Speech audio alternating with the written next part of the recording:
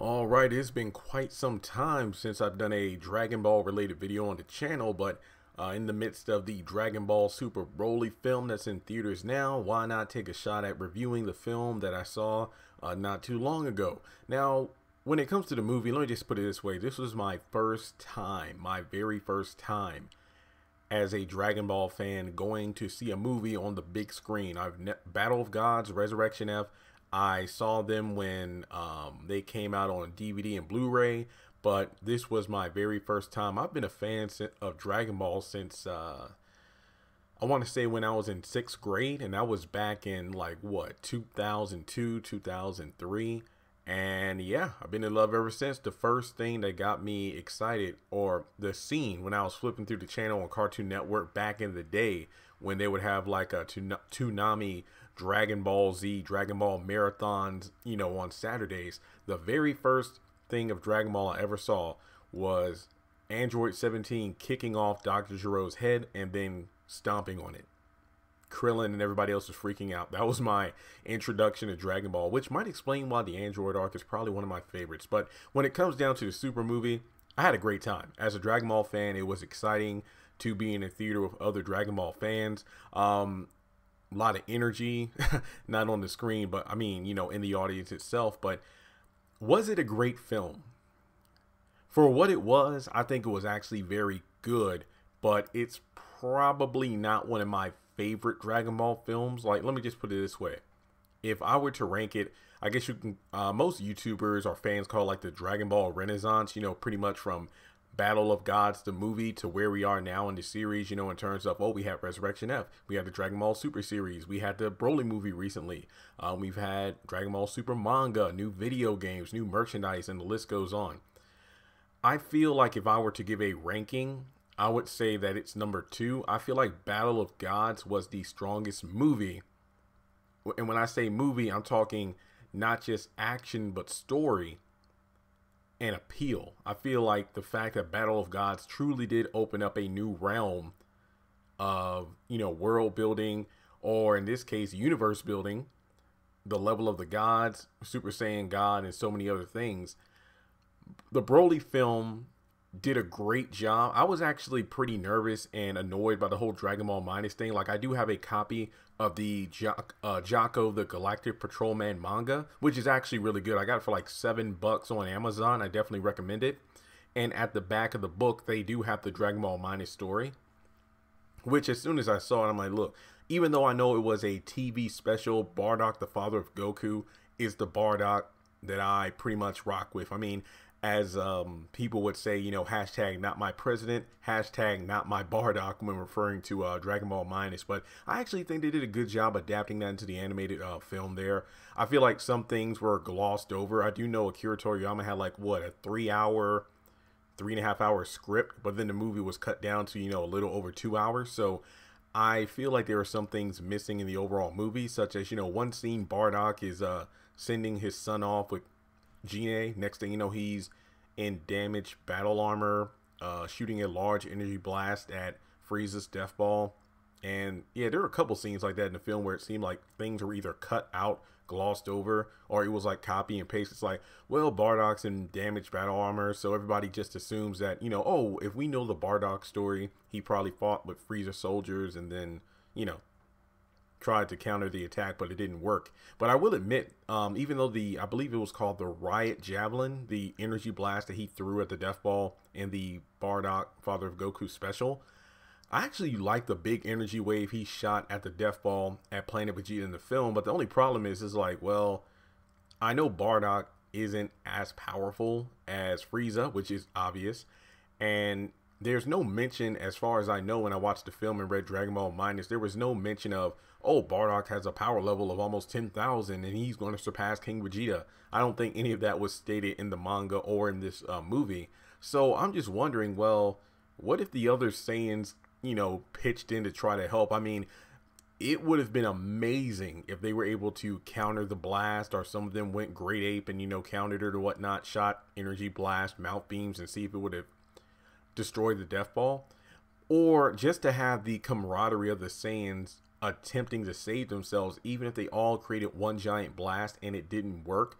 I think that would have been amazing just to see the Saiyans coming together like that. But the first part of the movie, I love the fact that we got more King Cold, King Vegeta, and to be completely honest, you know, based off the trailers for the movie, the early episode, the early synopsis regarding the film, I was more intrigued learning more about the Frieza Force Army, learning more about King Cold, even the Berry Blue and the orange guy with the antennae, and then the orange guy with the the yellow guy with the antennae, the orange dude with the scouter that was hanging out with the chick that was green. And I know I'm bad with the names, but learning more about them, you know, like, oh, some of these people served under King Cole when he was ruling the Frieza Force. And I'm like, oh man, that's going to be cool. Maybe we'll get some flashbacks and some exposition about King Cole and things like that. I was more excited about that stuff than the actual action we were going to get later on in the film regarding Goku and Vegeta versus Broly. And this is even before Gogeta appeared in the trailers, because I really want to know more about the history of the Saiyans, how they came in contact with Frieza and things of that nature. We do know that the Saiyans have pretty much been doing the planet broker thing to amass their fortune for the longest time. Then eventually King Cole came into the fold, and it seemed like he and King Vegeta had almost like a respect for each other as kings, given the fact that as soon as King Cole landed, King Vegeta extended his hand out for a handshake rather than bowing down to him, showing that those two most likely had that respect for each other. But then Frieza comes along, throws around the term monkey. Then that's how it starts. He puts on the scouter, detects what, 3 Saiyans with weapons pointing at them. One had 2. I'm assuming they all had 2,000, but I know he only stated the first Saiyan had 2,000. He unleashed 3 death beams, and that was the end of that. Then we go to King Vegeta, pretty much, you know, glorifying his son, having it allegedly the highest latent potential of any Saiyan baby in history, which is very intriguing. Pretty much pissed off at Broly, and then he sends them all to the planet that's at the distant edge of space that nobody wants to buy. Vampa, is that the I always thought vampire whenever I saw the name in the previews and whatnot, but yeah, the Paragus thing, one thing, not to jump too far ahead in the film, right before Paragus got killed, I do like the fact that he made a nod to maybe King Vegeta was actually right, that Broly wouldn't just be a threat to planet Vegeta, not just to everyone on the planet, but the entire universe, which was very interesting. I like that little touch. Then he goes off, tries to find Broly in the ship. 2 days later, they find him. What's his name? Beats, the Saiyan that jumped on the ship with Paragus. They find him. Beats gets killed because Paragus was impatient to land the ship where Beats said to, which ended up damaging the ship. Low on rations, he kills Beats, and that's the end of that. They fast forward 5 years later to the Bardock part. Nothing much to say there.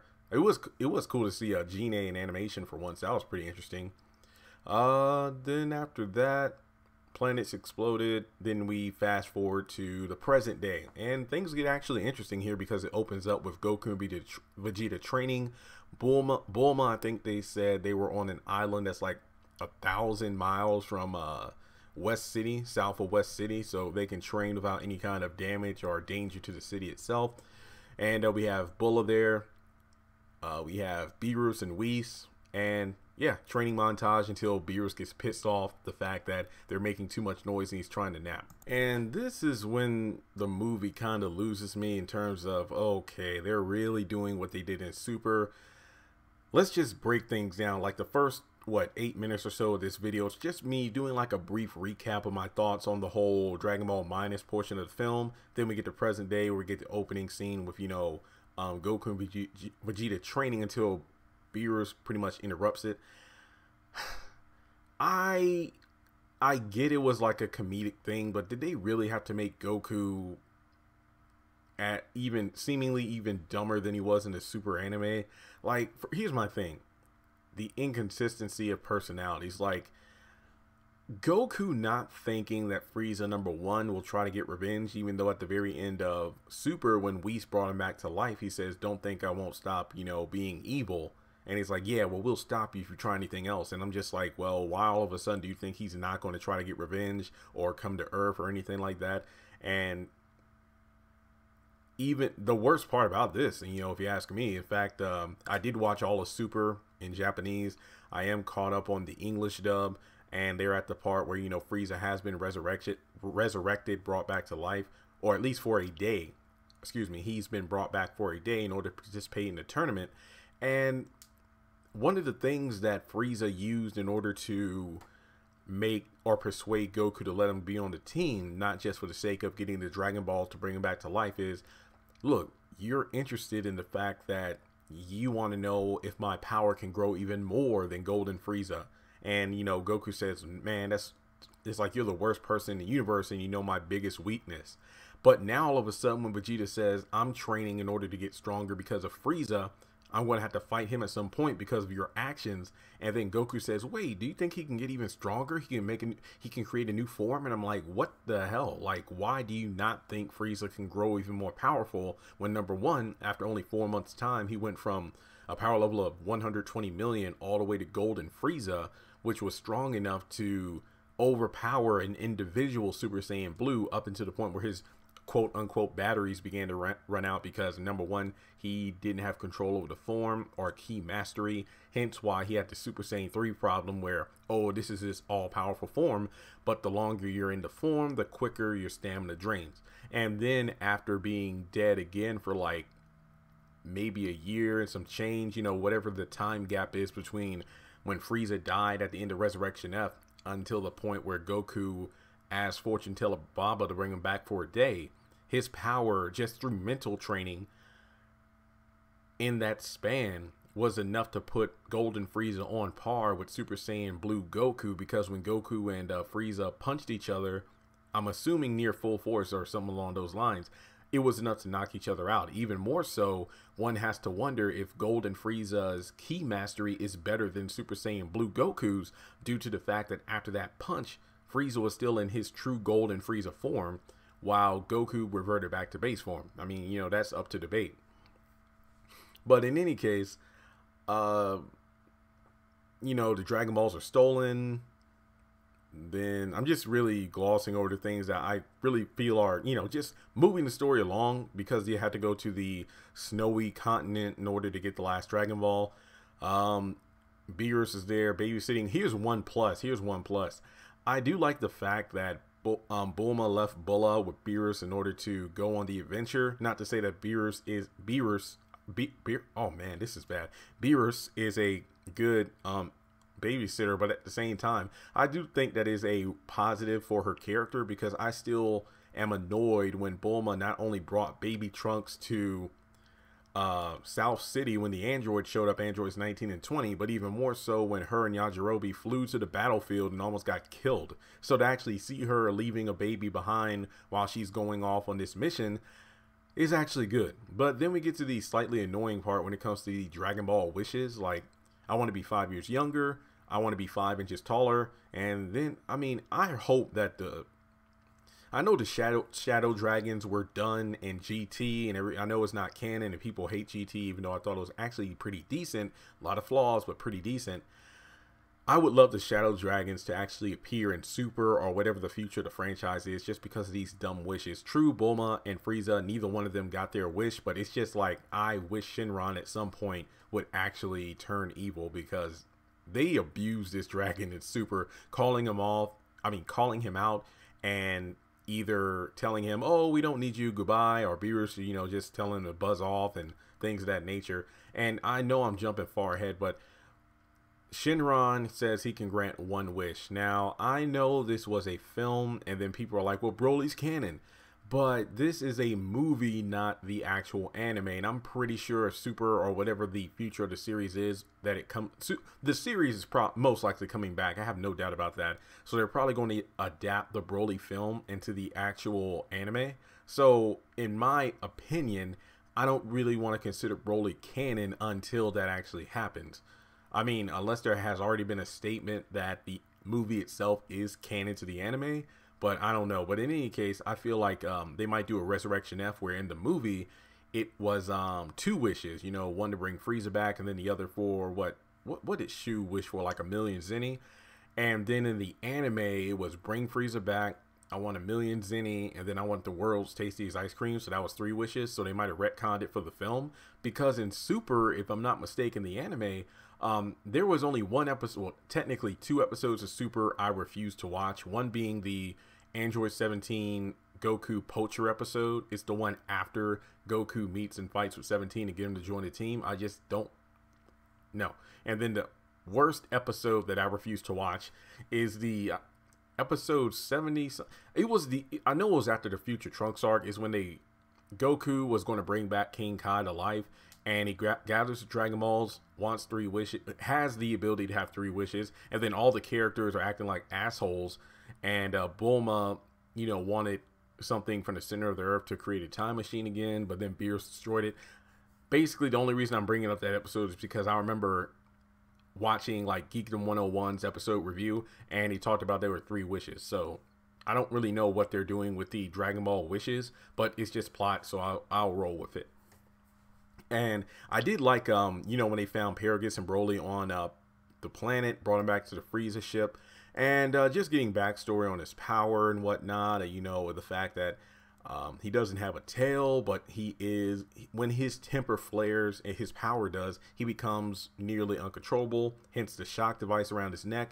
And I did like seeing this side of Broly. I mean, it's pretty interesting. It's, I mean, amazing within the span of a few minutes. I actually like this new version of Broly.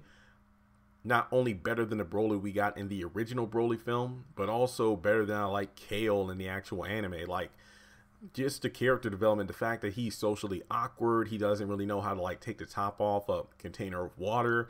He's not, I mean, I just like that. I like that.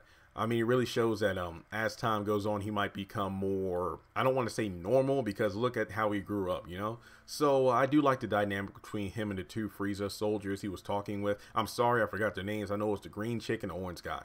But then we fast forward to Frieza talking to Paragus, saying, hey, when we get to Earth, your son can F up Vegeta. You can get your revenge, but Goku is off limits. I want to fight him. And I'm just thinking to myself, this is after the Tournament of Power. Frieza has seen not only Ultra Instinct, but Goku's ability to use Kaioken times 20 Super Saiyan Blue. And you may have gotten stronger since the tournament, but what makes you think you can defeat Goku yourself? That's one thing that kind of made me scratch my head at the premise of the revenge thing. So then we get to the point where the 2 soldiers find the last Dragon Ball. Goku and Vegeta show up on the scene with Bulma and Whis. One thing I did laugh at was the fact that when the ship flew off, Vegeta threw one simple ki blast and then Goku landed on it. What I found funny about that, it reminded me of the Goku Black Art. You remember when Goku, Bulma, and Vegeta went to the future for the last time? And when they arrived, you know, Goku forgot the Mafuba jar in the time machine. So when Goku Black and Zamasu arrived on the scene, Goku Black just flicked. He like plucked the little ki blast that set the time machine on fire.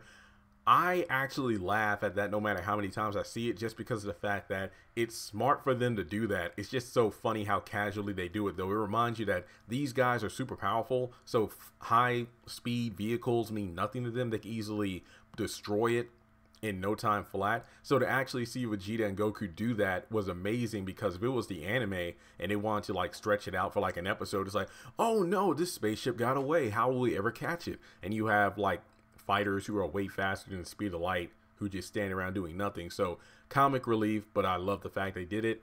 Frieza arrives. I love the fact he shot that huge death ball that didn't destroy the planet, but actually like cleared the skies just to make an entrance.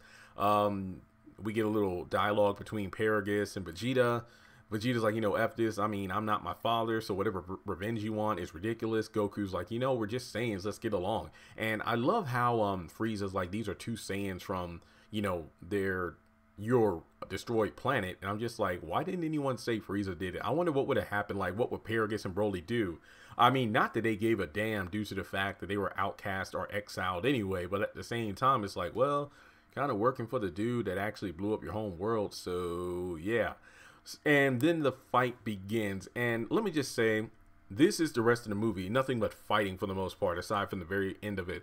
But overall, let me just kind of say that I enjoyed the minus part of the film. I really did. That was great backstory. Even in the present day, when we're getting more exposition on Broly. You know, his getting hints of his personality, the fact that he gets shocked if he's uncontrolled, or excuse me, if he goes wild, and which is interesting. It's like, wow, I wonder the extent of which, you know, Broly can take the shocks. You know, like, I do believe Paragus said he removed the tail, that way he didn't go grade 8 because of the fact that he would just be seriously uncontrollable. So that begs the question of, you know, well, then again, Paragus knows to hit the shock device if Broly were to get really out of control. That way it wouldn't be beyond the device's ability to stop him. So yeah, probably explains the whole grade 8 thing. So I don't know if the necklace thing can actually expand like Saiyan armor, so I would just assume that it was like a Grandpa Gohan situation, but instead of being killed, Paragus cut off Broly's tail, then put the device on him. That way he wouldn't go wild like that again without him being able to stop him. That's my thought. So yeah, overall I love the backstory. We had Goten and Trunks in there at Capsule Corp with the Pilaf gang. So Beerus is babysitting, and that's really about it in terms of characters. No Gohan, no Krillin, no 18, no 17, no Tien, no Roshi. But I'm not saying that's a bad thing. It's just like, you know, this movie did feel a bit, this movie felt contained, so to speak. But at the same time, it's like, you know, I'm surprised we didn't get at least a moment of other characters sensing the presence that was, you know, coming down to Earth, be it Frieza, Broly. Because even though they sense Broly on the ship, I mean, Frieza on the ship is like, whoa, whoa, whoa. There's another great power on that ship. Which really reminds me of the Future Trunks arc where, they sensed Frieza, but then they also sensed another great power, King Cold. All right, now we get to where the fight starts, and pretty much that's the rest of the movie. Just nothing but fight, fight, fight, fight, fight.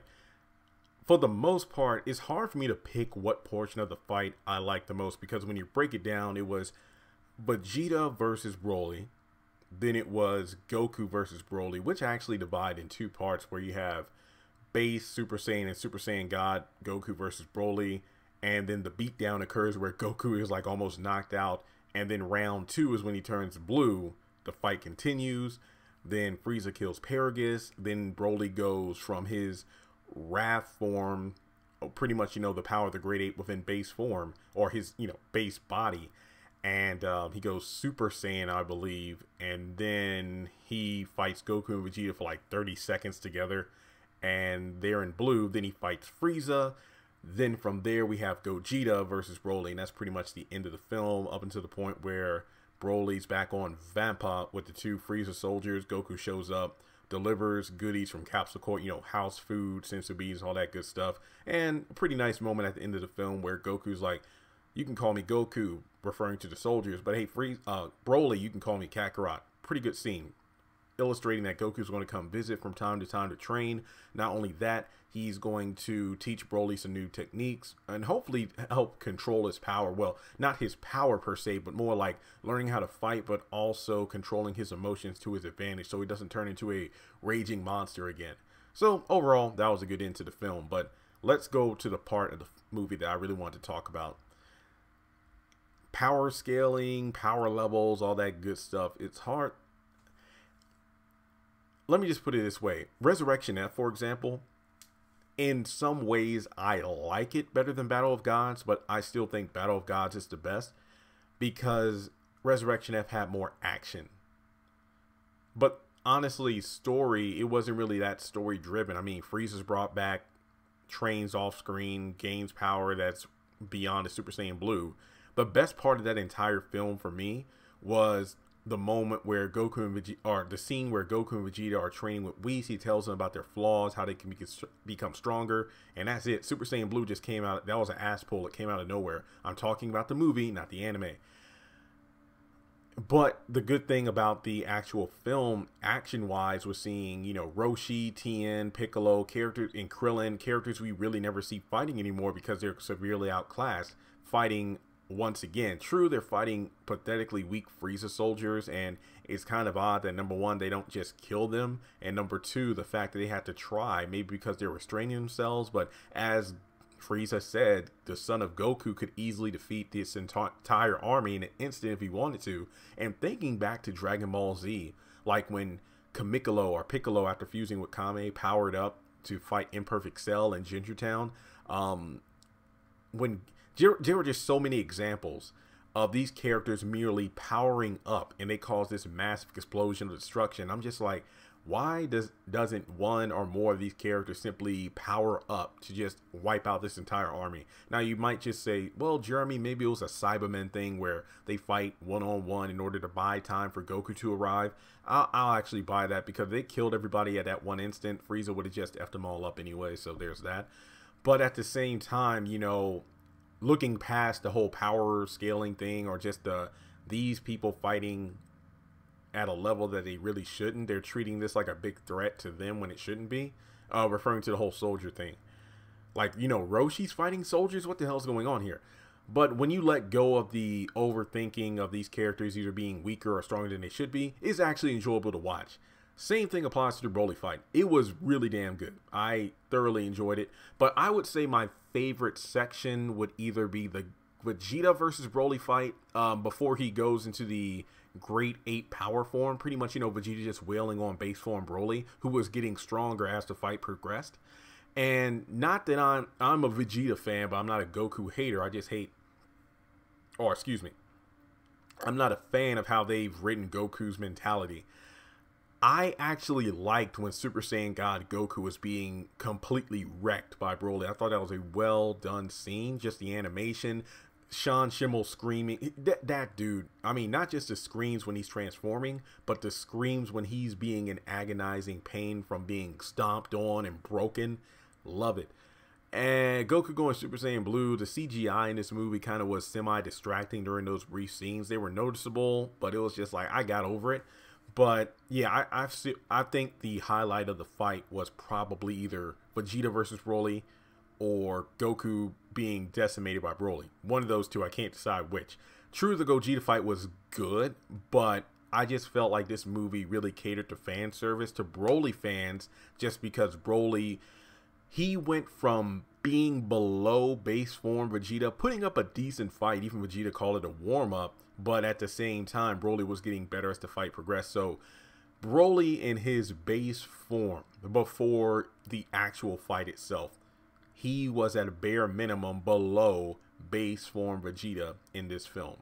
Then he jumped all the way from being below a base form Vegeta to actually being strong enough to push Gogeta to jump to Super Saiyan Blue. And this is a progression of base Broly, who was adapting to the fight and growing stronger, to the Great 8 powered Broly, to the Super Saiyan Broly after Paragus was killed, to eventually growing to the point of legendary Super Saiyan, or full power Super Saiyan. I think that's what the marketing labeled it as. I'm just going to call it legendary just because of the sake. It was green hair and we're most familiar with that name. So he pretty much went through 3 stages of transformations, all the while with incredible power-ups. And yes, Gogeta was wailing on Broly, but I was shocked that Broly was surviving that many deadly attacks from a Super Saiyan Blue fusion. The Stardust Breaker, like a super explosive wave. It was the scene where, you know, Gogeta put his hands up and was screaming, and then Broly was lifted off the ground and caught in this massive explosion. And he was still standing. And I'm like, okay, that's pretty damn impressive. So Broly went from being weaker than a base individual Saiyan to surviving probably universal wrecking attacks from a Super Saiyan Blue fusion. All in the span of a few. I know that, you know, well, you know, in this series, fights are slowed down because they're so fast and yada yada yada. But I think we can all agree that this fight took place over several minutes. I know the whole fusion thing, where it was about an hour long, where Veku and then the skinny Veku had to wait like 30 minutes each to defuse and fuse again. I'm guessing they got rid of the fusion rule where, oh, you have to wait an hour after fusing to fuse again. Well, you know, they retconned the Vatar earring, so I'm guessing they did the same with this, because when you think about it, it was 30 minutes per fusion. That's an hour. So if Goku and Vegeta had to wait an hour after each failed fusion to fuse again, that would be 2 hours. And I doubt Frieza was there that long being thrashed by Broly. Which is also another interesting point. I mean, Goku and Vegeta were getting thrashed fighting individually and together against this Super Saiyan Broly. But Golden Frieza was able to survive somehow for an hour. Either Broly was pulling his punches, which I heavily doubt, or Frieza became a lot more durable than we thought over this past time between Tournament of Power and this Broly film, which is impressive, or just simply the power of plot.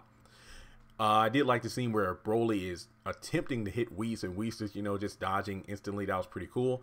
Gogeta fight, Gogeta arriving. The fight itself, guys, was actually pretty good, but once again, strictly fan service. Even though I love seeing Gogeta again and seeing base form Gogeta, Blue Gogeta, not just Super Gogeta, it just seemed a bit, it would have been different if the fight ended, but I don't know if the fight needed to be that long, in the sense that Gogeta had to keep pushing himself as Broly got stronger. How durable is this dude, man? That's all I'm saying. And those two, another thing, okay, so let me get back to the actual beginning of the fight. I feel like I jumped all over the place here. Vegeta pretty much was in base form and pretty much saying he was getting annoyed with this fight, hence why he jumped to Super Saiyan level and was fighting Broly. And the animation in this scene and the artwork was really good. I mean, like, I understand this movie was a different style of animation and artwork. In some places it looked really good, but then in other places it looked, nah, I'm good. But during this fight, it was actually pretty solid for the most part. The one thing that I felt a bit odd about was the fact that Goku interrupted the fight. I mean, Vegeta wasn't losing. He was actually doing pretty well. I love the the artwork was great. When he went Super Saiyan, then when he went Super Saiyan God. But yeah, I did notice like the whole green hair thing before he went Super Saiyan, and then fast forward to when Goku went blue, it looked like he went Mastered Ultra Instinct.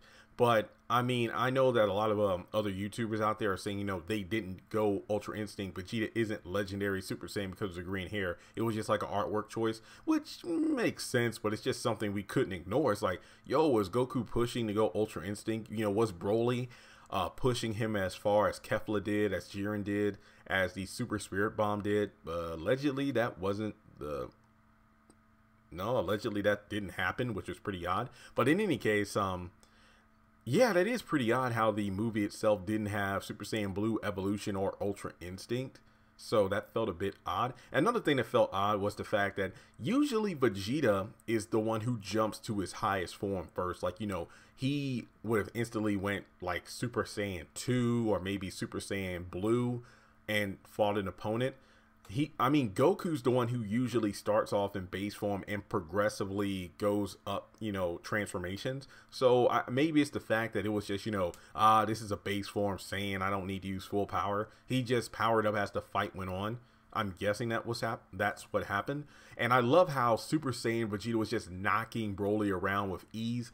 Then Super Saiyan God dodging it, and then with one punch to the face sent Broly through mountains. And then it was thought he was down for the count. Then he used like this amazing, I'm guessing, God Big Bang attack, and that allegedly knocked out Broly, who then came out in the wrathful form. That's what some sources are calling it, and was able to like take that punch to the face from God Vegeta and not even flinch. And then after only one hit to the gut, that put Vegeta in a it looked like Vegeta was in the same position after that punch that Broly was after Vegeta hit him before he went Super Saiyan. So why Goku interrupted the fight was kind of random to me. It would have been one thing. I know Vegeta would have been pissed, but it would have been one thing if Vegeta was losing, but Vegeta just got punched and pushed back once. I don't really see the need of why Goku decided to take the reins. And Goku being Goku, this Broly who was pushing back but not defeating at the moment Vegeta, base Goku was keeping up with him for a while. Now, I'm not going to complain too much about that, but at the same time, I doubt Broly was pulling his punches. Kind of like, when you compare the Universe 6 versus Universe 7 tournament, where Vegeta Blue was being decimated by Hit, but then base Goku, after figuring out the time skip technique, was able to do much better and land a couple of attacks on Hit, while Super Saiyan Blue Vegeta didn't. Now, that doesn't mean base Goku is stronger than Super Saiyan Blue Vegeta. There are 2 points to be made to that. Number one, Goku got a hint of time skip after the Galactic King mentioned the technique, so he knew kind of what to watch out for. Number two, this was a tournament, meaning that killing was not allowed, so when Hit was using his attacks on Goku, they were way weaker than they were when he was fighting God Blue, Super Saiyan Blue Vegeta. But against this whole Broly situation, it's like, well, yeah, Broly is certainly not holding back against Goku. He's attacking Goku with the same level of power, if not more, than when he was fighting God Vegeta. So yeah, we have base Goku, Super Saiyan Goku, and then he goes God. And the God binding technique, you know, that technique he used to put Broly in place, that was pretty good. He saw that Broly wasn't like an enemy like a Cell or a Frieza or a Boo. And Broly pretty much reversed the technique and started wailing on Goku, who then Piccolo had a conversation with.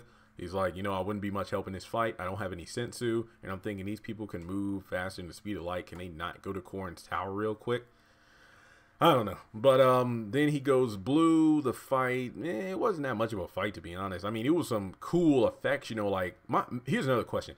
When Broly first turned Raffle, you know, when he used the Great Ape power and then shot that mouth blast that Goku dodged, he's like, oh my God, who knows what would have happened if that blast would have attacked the Earth? I mean, hit the Earth. And I'm just like, did somebody use the Dragon Balls to wish planet Earth to be hella durable? Because I do not see why the Earth was able to survive that many attacks from beyond tournament of power level fighters. We're talking, Goku was worried about the Broly with the power of the Great Ape, his mouth blast hitting the Earth.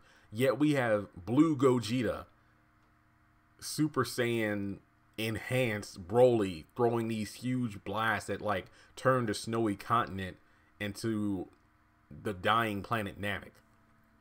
That's what it reminded me of in regards to the, you know, lava and everything. So the fact that the planet survives is just amazing to me. And yes, I know Broly and Gogeta broke through dimensions and fighting in different areas and whatnot, but at the same time, a lot of damage happened in that one spot on Earth. So, you know, Frieza killed Paragus, and Paragus really should have died or just stayed on the ship, because his whole stick during the entire fight was, oh, I can't believe he went Super Saiyan. He's so powerful. And then Frieza literally just kept asking, oh, has Broly reached his limit? Yes. And then he got stronger. It felt like I was watching a tournament of power every time, you know, somebody powered up. Like, it felt like Jiren, where it's like, he's powering up for like the 20th time. That's what it felt like. So Paragus gets killed, and that's pretty much it for his character. Then Gogeta shows up. Like, I pretty much said a lot about that fight. It was very impressive. Like, even though I have some gripes in regards to the whole powers thing, I did enjoy the film. Like, I will definitely rewatch it. I might go to the theaters one more time to see it again. They really need more theater days. I mean, it feels like they only have it on 1 o'clock Monday, 7:30 Tuesday, Wednesday. It's not even on the weekends like that. I think it was a Saturday at 4, but that was it. But yeah, action-wise, very good. I feel like it was the Goku and Gogeta that didn't kill Frieza when they had the chance to, or, you know, allowed him to stop his two soldiers who took a ship to fly off after Broly. That's pretty much it. I did like the fact that Bulma caught a glimpse of Gogeta when he arrived on the scene, and Whis made a notion, oh, you two can work together. So I did like that. But one thing that was missing for me was a reaction from Beerus. That would have been great if, you know, he and Bulla were just taking a cat nap, and, you know, when Gogeta's energy spiked, it would be like, what the hell is this? Or something along those lines. I mean, yeah, it feels like, you know, if you watch Pokemon, Ash at like the end of every season after he loses another league, he's like, I'm going to keep training Pikachu, and we're going to become, and me and you, Pikachu, will keep training, and I'll become a Pokemon master. Yeah, after like 20 years, it's become a redundant statement. With Goku and Super, how many times is he going to say, wow, I think you might be stronger than Beerus? How many times is he going to say that? Because I feel like that statement has lost all relevance. I remember he said it after Beerus, and Whis went to Universe 10 when Goku first fought Zamasu. And he's like, wow, he's just a Kai, but he's really strong. I mean, with some training over time, he might become stronger than you, Lord Beerus. I know I'm going to be crucified in the comments for mispronouncing the name, because I don't know why. I've heard the name many times, but I can't say it. And yeah, it's like, we don't know how powerful they are. It's like in the Tournament of Power, it was hinted that Mastered Ultra Instinct, Goku, and Full Power Jiren are more powerful than Beerus, but that allegedly that's not the case. It's just annoying to me that they never really addressed that. Even in the manga, when Vegito Blue was powering up his final Kamehameha against Merge Zamasu, Supreme Kai hinted that he might be even stronger than the God of Destruction of our universe. So that's my thing. I mean, I wish we would have gotten some reactions, like even Gohan and everybody, even if they didn't join in the fight, which is pretty obvious if they went, it wouldn't have went well. Like, even if they pulled a Tournament of Power and all 10 of them fought Broly at the same time, they would have been decimated. But just to even see the reactions, like, whoa, wait, is that Dad's power combined with Vegeta's? That would have been great just to get that notion, because that's why I feel this movie was contained, which is good, but also bad, because we didn't need like 50 characters coming to fight Broly and it means nothing. But at the same time, it's like, I wish we would have gotten a reaction from the characters sensing these humongous power levels. And yeah, I know some of them can't sense God Ki, but remember, Gogeta was in base and Super Saiyan before he went blue. So just saying. And also when Broly went, you know, legendary Super Saiyan, the fight itself was a way too fast paced. Like, you know, you miss a lot of stuff, even if you paid close attention. Like, even when Broly went legendary Super Saiyan, it didn't have that same impact as when he made that transformation in the first film, because he just literally went into the form when they're in this alternate dimension thing, and then that's it. It's like, we really don't get any reverence to the power. If I'm not mistaken, he gets in one good shot on Super Saiyan Gogeta, and that's what pushes him to go Super Saiyan Blue. Too bad we didn't get Super Saiyan 3 or Super Saiyan God. Might as well have. But yeah, that's what I felt like. I felt like they were just throwing around transformations. It was literally the super anime in the form of a movie. And yes, I know the movie has time constraints. They can't spend time on like doing the anime. But yeah, like, I don't really like the fact that they did that. It just did. Man, I feel like I'm stumbling over my words, because I really enjoyed the film, and I will be going back sometime this week to watch it. But at the same time, just the pacing lost me. That's my overall gripe about it. Maybe when they do the anime adaptation, they might do it differently. We'll have to wait and see. But to have Broly make a power jump in that amount of time is ridiculous. Just like during the Tournament of Power, where they were ass-pulling transformations and power-ups out of nowhere.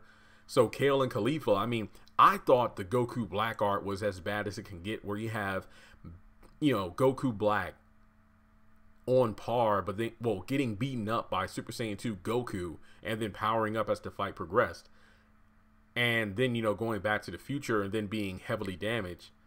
And then next thing you know, when they go to the future, this same Goku Black base form is able to take a humongous beating from Super Saiyan Blue Goku, Vegeta, like nothing ever happened. I thought that power jump was ridiculous, but to have this, oh man, I know he's Broly, I know he's like a mutated legendary Super Saiyan or whatever, but at the same time, it's like I feel like after the Goku Black art, the writers of Super just decided, well, you know what, let's give all the Saiyans the same power-up ability, where no matter how heavily damaged they are, even if they're in the midst of the battle, they will get stronger as the fight progresses, as opposed to they heal, they get a huge Zenkai. I feel like that was the point of this movie. Like, unless you kill Broly or whoever in one shot, they're going to get stronger than you. They're going to get stronger than the power you outputted in order to put him in a damaged state. So yeah, I'm hoping we'll see Broly again in the future. He's kind of like the Hulk in this film. Pretty much the best way to describe it. But yeah, I just feel like this just shows that Universe 7 has a lot of lore. And yeah, I am aware of the new Dragon Ball Super manga chapter with the Galactic Patrol and Moro, that goat thing that eats Genki from planets. One problem is I hope they retcon the whole Supreme Kai said there were only like 28 planets in Universe 7 that had mortal lives on them, because we see Frieza, you know, conquering planets in the film. So I'm like, I hope that 28 planet thing is retcon. Like, it's ridiculous, because the universe is a big place. Plenty of planets out there with fighters we don't even know about, which is something I thought about in the Tournament of Power. Not just the 8 participating universes, not just the 4 participating universes, or excuse me, the 4 universes exempt. I feel like in the rushed amount of time they had to get the fighters, and the angels not being as all-knowing as we thought, and the gods not always doing their job, like doing a thorough job and not knowing everything there is to know about the universes, there are probably fighters in all 12 universes that are stronger than Goku and Jiren, Toppo, and Vegeta that we don't even know about, because the gods don't even know about them. So I'm not mad if they pull these characters out of nowhere and then they're suddenly, oh my god, they trained and stuff like that, as opposed to Broly, who literally just got stronger in a matter of less than 2 hours. So yeah, overall folks, I know I griped a bit, but this movie was good, but I felt like, you know, a lot of the character personalities, the power scaling, power increases or whatever were a bit wonky. But at the same time, it was an enjoyable film. I'm definitely going to watch it again this week. I'm definitely going to buy the home release. Hopefully there's like an extended version. And yeah, so let me know your thoughts on Dragon Ball Super Broly. I hear that it's doing extremely well in the States. So far in the United States, it was like #1, getting a lot of money. Or was it the #1 Dragon Ball film? I forgot. But either way, I know it's doing extremely well. If the movie does well, that's like another solid guarantee that more games, anime, and movies will come out in the future. Huge Dragon Ball fan, not a perfect movie. So even though it literally catered to a bunch of fans like myself, sometimes fan service isn't, well, fan service is good, but it's not better than a solid story. That's my overall thoughts. So let me know your thoughts in the comment section below. If there are any other anime or, you know, cartoon or, you know, action movies or whatever you want me to review, feel free to let me know. Subscribe to the channel if you haven't done so already, and I'll talk to you soon. Congratulations on making it to the end of this video. If you like what you saw, be sure to hit that thumbs up button as well as leaving your thoughts in the comment section below so we can keep the conversation going. On the left hand side of the screen, you should see a picture of Jeffrey Harrington. You can click on him in order to subscribe, but also hit the bell notification icon. That way you don't miss out on any new content.